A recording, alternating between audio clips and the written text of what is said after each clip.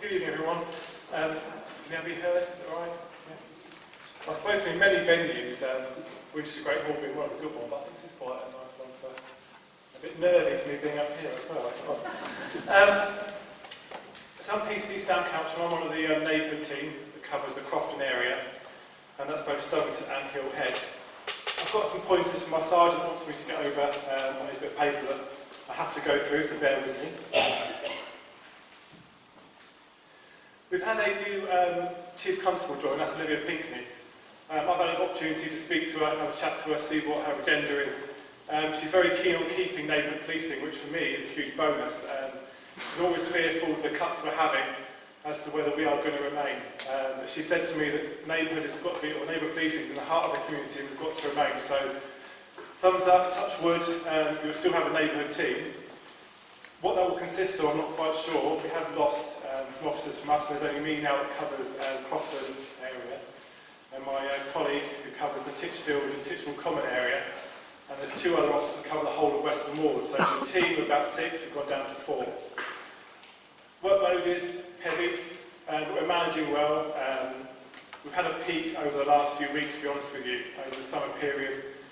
Young children being young children, causing antisocial behaviour issues within Stubbington and Hill Head. But ones we can manage, ones we can control, and we're all kids once, so half the time it is a bit give and take from the residents as well as the children, but it's the educational side we're trying to look at. We've also had a new crime commissioner join us, Michael Lane. I actually saw him at the weekend on Saturday, had a good chat with him as well. Also very keen on neighbourhoods. He wouldn't say more than that, that he wants neighbourhoods to remain, but said he's got an awful lot of work to do in relation to the fund he has available to him and how that is split. So we're still being posted about 6 weeks, I think. So hopefully when he sort of gets himself comfortable in his seat, he'll tell us what's going on, and we'll obviously let you guys know as well. Our response and patrol team, who used to work out at Fairham Police Station. These officers are the ones that go to 999 calls, grade 1, grade 2s, the emergency stuff, the ones that have the blues and twos and drive around everywhere. They've moved out of Fairham Police Station now. They are based in Fairham Reach, which is an industrial unit as you go from Fairham down towards Gosport, just before you get to KFC.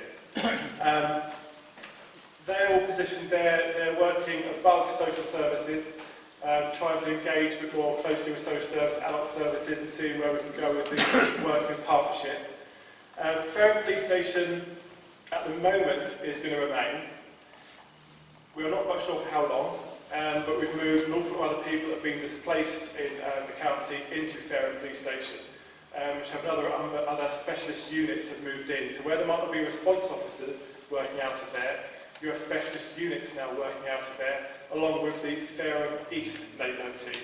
Because I come under Fairham West, and we work out of Parkgate. And we are going to remain at Parkgate for the time being also. I believe last time I came here we mentioned about going to Fairham Borough Council, and that's will be put on hold for the time being. While other things happen in the council, while other people are moving in, we're just going to hold back a little bit, I believe, and revisit that perhaps later on at the end of the year as to whether the neighbourhood teams remain at Fairham and Parkgate, or whether they will merge together, go to Fairham Police Station, go to Fairham Reach, or go to the council. We're still yet to be informed. Recently we carried out a community mapping exercise, which is a good way for the neighbourhood teams to look at who lives in our area, who works in our area, what makeup are we policing. Because everywhere we go, every area is specific, it has a different makeup of people. So we did quite a lot of work around that and seeing what risks we might have, what vulnerable people we have, what are our priorities in those areas. And it's quite an interesting thing to do. And as an outcome, we took a week of action on what we call Operation Liberal. Operation Liberal was targeting doorstep crime in our area, working closely with trading standards and Fairham Borough Council. We couldn't do the whole of the Crofton area, but to look at where is our high-risk vulnerable areas. And it was the Howard Road estate, where I am, the old Red Lion estate, where there's a high proportion of our older generation in this area live, and where we have had unfortunately a few calls of road traders going in there, trying to get work carried out, doing dodgy work and that sort of thing. So we did quite a lot of work there with our police community support officers on general patrol ground there, advising, guiding and everything else with our local residents. Another very important piece of work that Hampshire Police is doing is in relation to child sexual exploitation. Operation Make Safe was given to neighbourhoods to go to all hotels, taxi companies, takeaways, pubs, B&Bs, to talk to the owners of these premises about child sexual exploitation and how it could affect them. It was a very good piece of work done by PCSOs who spent an awful lot of time working on the project, going to all these venues and educating the staff. I believe there were quite a few B&Bs and things around this area, which is nice to know. And just getting that dialogue going with them as well, because we haven't in the past spoken to the B&Bs and the pubs and such like this in depth with a topic that's quite important. So that's been a good work that our colleagues have done. We have partnership action group meetings on a regular basis, and recently what's come up in one of those meetings is the Grange along Oakcroft Lane. It's a derelict property, it's near the RSPCA. It's one we're getting quite a few antisocial behaviour calls to. Young people from this area have been going there, breaking into it, causing a lot of damage to it. We've been boarding up, they've breaking into it, boarding up, breaking into it. And so we're working very closely with Farnborough Council and the owner of the property, who isn't local anymore, unfortunately. They used to own the whole Crofton estate there, which would be the farm shop. So we're working closely with them to get that property secure. A couple of weeks ago we were told it's going to be demolished, which will be fantastic as far as I'm concerned. So we're just waiting with Farnborough Council Environmental Health in getting an application in for a planning application or a destruction of that building. So fingers crossed that will be coming at some point. We've been dealing with quite a few neighbourhood disputes in the local area, which I hate to sort of say really. People don't seem to want to talk to each other, they'd rather bicker and it all gets out of control very quick. I won't mention certain addresses, it's not fair for me to do that, but we have got some flare points that we're working at the moment with our team and with housing if need be in relation to trying to solve it, whether we go to mediation and such like, so that's in hand. I mentioned the travellers I will briefly mention. They obviously came and visited Stubbington. We worked very closely with the Farnborough Council, the enforcement team they had there, local councillors and such like. What happened. We did what we had to do, and we did what we could do. We'd like to have it happen a lot quicker than what it did, but unfortunately the processes that are there do take time. So we did work together and it was resolved in the end, and I believe there's quite a lot of good work done in now around the park and target hardening it to stop them going back on there again. Had an email today saying the Hillhead Road is going to have a speed monitor put in. We were going to have it put in just before the works happened out along Timbeon Road, but we stopped it, it was pointless. So hopefully it'll get put in soon to monitor the traffic along Hillhead Road, working very closely with the Speedwatch team we have here. I'll update next on what the outcome of that will be. In general, Fair and West have seen a reduction year on year on burglaries. Unfortunately, we had a hiccup only last week after the weekend of a number of non-dwelling burglaries, so that could be sheds, garages that are not attached to a property, and dwelling burglaries, which is a garage attached to a property. A bit wild. Unfortunately, we had 8 on one day, 7 in the other, in Swanwick and in Sarasby Green. So for Fair and West, which we come under, are nice teetering along very low burglary rates, but a nice spike at the moment. Working very closely with our forensic teams in trying to obtain as much information as we can from these locations. We do believe it's a team from Bursleden that have come over with a handle. I did suggest getting rid of the bridge, but it didn't go down very well.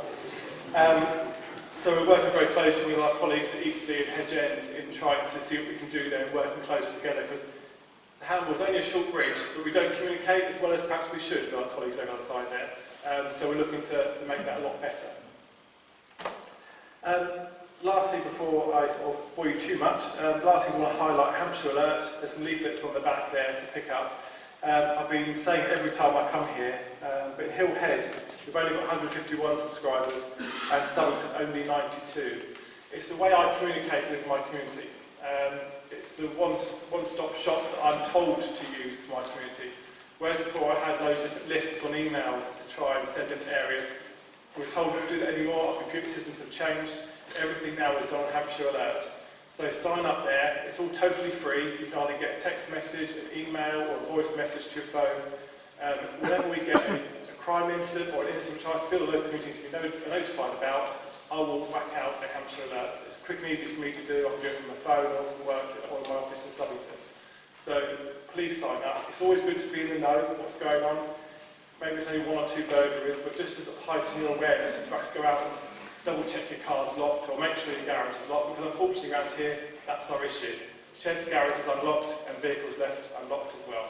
So please, simple, just before you go to bed, because I have a horrible routine when I go to bed, just make sure and double check for me that they're all locked and secure. Our priorities for the area are burglaries because of the spike we're having, and to reduce risk and harm to our communities, which is a quite big umbrella, but something I think that could encompass an awful lot of work we can do as neighbourhoods in making you guys feel safe. If you have any issues or concerns, please call me on 101. Some posters around the village with my mobile number on it, you can ring me that way, but I'm not always working 24 hours a day. Ring 101, leave a message, report anything that goes on in the community. If I hear nothing from you, then my bosses might say, well, nothing goes on in Stubbington, let's reduce the team in Stubbington. And that's all I can say. I'll put it blatantly obvious as that. You need to let me know any suspicious incidents, anything that's going on. Even if you had a little ornament stolen from your front garden, let us know. All right. And that's me done. I'll take questions now. Yeah? Questions? I will be here at the end if need be. Hi. One of the reasons I came here today was about the travellers. I think that you can almost see them coming when you start to get people knocking on your door, offering to replace your soffit or to clean your or jet spray your driveway for knockdown prices. Then take their business card and find out that their bogus company doesn't exist. And then maybe 1 or 2 weeks later, it's there almost like the advance party. Around a week later, you get travellers appearing in Crofton Park. Previous to that, we had them over the road from the church. Yep.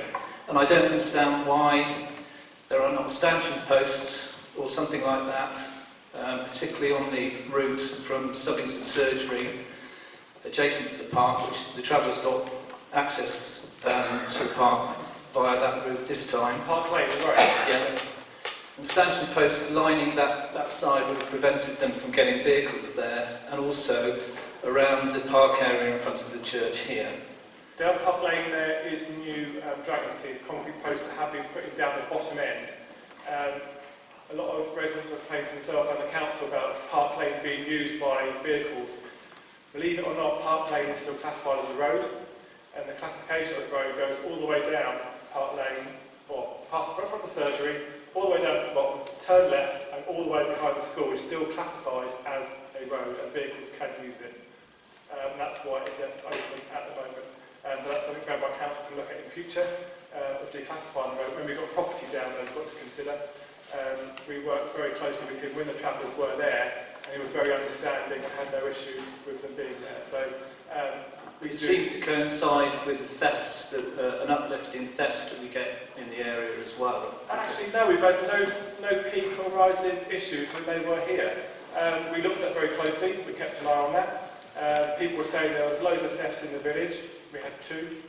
Actually, we had more crimes against the travellers than we did of what the travellers we believe did. Because people, unfortunately, were not being very nice to them and doing silly things to them when they were on the park, which unfortunately let our side down a bit, really. We had a few aggrieved of people that were assaulted from the traveller fraternity from residents in Stubbington. Finally, last time I came, I criticised Sean for the state of our country paths. They weren't being maintained. I'd like to commend him for the work that he has done and in keeping those country walks around Stubbington clear. So thank you very much. Hello, my question is, I'm from Leon Solent. Do you link up with the community police in Gosport and Leon Solent? Because I know they've had some issues on Davis with youngsters going in and breaking windows and things. I just wondered... Oddly enough, Davis is mine. It is. My boundaries also have Asda. all of the data site is under my responsibility, and wherever issues we have had there on the site or from the housing estate going over the fence into where they're building with their industrial units. I do patrol them when I can. They have security as well throughout the evening, which are based more by the tower, whereas it used to be more near the entrance. They've moved far back now. And I'm not actually quite sure how long they're going to remain either.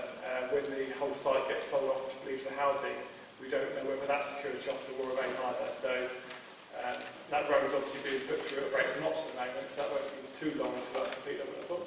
It looks quite good, I think. All right. Thank you. Okay. Hi, good evening. I live in Titchfield Road. There's been several motoring events in Titchfield Road in the southern part over the last few months. 2 garden walls have been knocked down and a lamppost knocked over. What's being done to control the behaviour of drivers before members of the public get damaged? Is it in relation to speed or just general driving? I don't know the cause of the accidents, but I guess speed does come into it somewhere. Yeah, myself and my colleague who covers the Titchfield Common side, PC Joe James, as and when we can, and when we fit it into our diaries, we go out and we do speed enforcement. We've got to have a look at what sites we can do it in, because we can't just stop a car willy-nilly, and the sites got to be agreed prior to us actually enforcing on it by our colleagues in the roads policing team.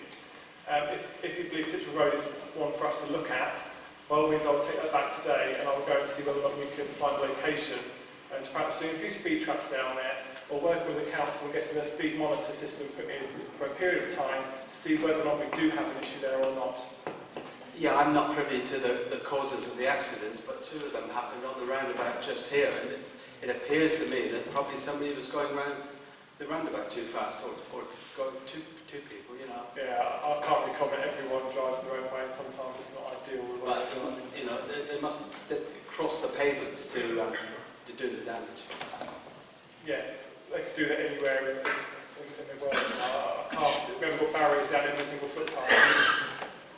We just hope people drive considerably and to conditions of the road. And I can't really stand there and try to educate when people are driving down the road. All right.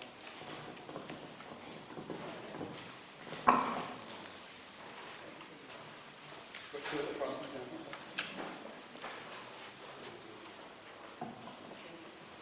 And following on from the last comment, I live on the existing bypass, and we do get boy races around there nearly every night, racing them up and down, which of course is very dangerous, so narrow, apart from the noise that causes us problems. We are aware we do patrol it, but obviously I can't be there 24 hours a day. It's usually very late at night. Yeah, it's quite easy for me to find out when it's late at night, because I'm going to sit there in the silence, you can hear them coming from miles. I will try and do some more patrolling around there and do my best, but unfortunately I've got to try and fit it in and around other work we have to do in the area. And they have been going around the village very fast. Yes. Seem to go around there and then around the bypass, back again. Motorbikes as well. Yeah, Victor Golf, who are our CCTV control room, notify me if they do see any of that sort of behaviour happening. So I'm in communication with them, so I might not be the eyes out there in the village agreeing, but they do tend to. The other comment that I was going to make was about the travellers. Why did it take so long to move them? I hear that Elverstoke moved them in 3 days, and a lot of the parents at the Andale school, I know, were very, very concerned about them being so close to the school, and they actually had a teacher posted at the back gate.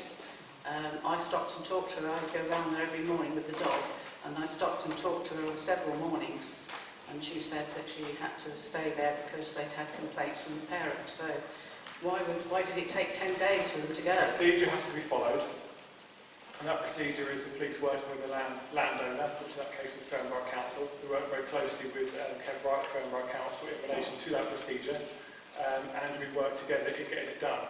It wasn't ideal because the weekend came up, and to get a court order over the weekend was an issue. So that's why it probably took a bit longer than we wanted to get them removed. In relation to the school were very fearful, and I even spoke to them, well, why? Because they're there, but why? You know, it's unfortunately when you say travellers, people think of numerous things, and you've got to take them with a picture. So what were they doing that was harassing people going to and from school? I think they just worry about their children. Why? Because you hear of so many stories. That's the problem. It's we had an awful lot of scaremongering, which we actually found hard to manage. I mean, I've got grandchildren and I was worried. Yeah, but why? That's the thing. Why? You hear so many stories, that's the problem, isn't it? And if they were so close, and that back gate is not usually locked, people do use it as a footpath sometimes. Yeah, I understand that. And people are very heightened when their travellers around, and they believe things might happen because they're around. But we've got to not always think of the worst. Alverstoke moved them in 3 days. We moved the ones from Holyrood across the road literally within 2 or 3 hours with Councillor Mandry's help. Now, that was a different circumstance and different criteria. It all depends on the situation. Well, I mean, being public land, surely it's more important than, say, just a field. That's why we work with the landowners. That's a member of our council. Blame them. Sorry, can we just make this the last one? Yep. There's one more, but I will be at the end, at the back at the end.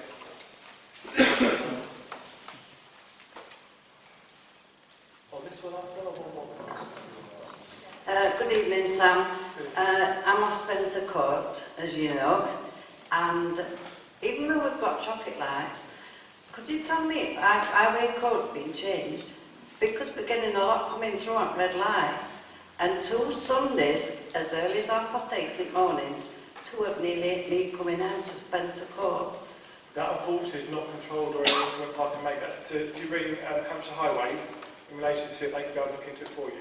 Yeah, and can we possibly think about having a speed cut down on there, because there's somebody going to be killed, especially children. And also, I remember 2 years ago, there was a new ruling came in for cyclists to have lights on. There's, I think, 1 in 20 that have got lights, and there's going to be an accident with school children as well. Thank you. Obviously, in relation to the speed, that's Hampshire Highways again. Not us. I will support any changes if I've got the evidence to do so, so they notify me and I'll support any changes. In relation to cycling, huge issue, trying to work closely with Crofton School. PHSO Paul Harrison's done some work there in trying to get them sorted on their bikes with postcode and marking and everything else. I hate to say it, it's down to parents. And parents are not either getting lights on their children's bike or enforcing it on their children with a bike. Now young people you see with their helmets on their handlebars, what's the point of that, you might put on your head. There's lots of issues in education that you need to work with the school and parents about.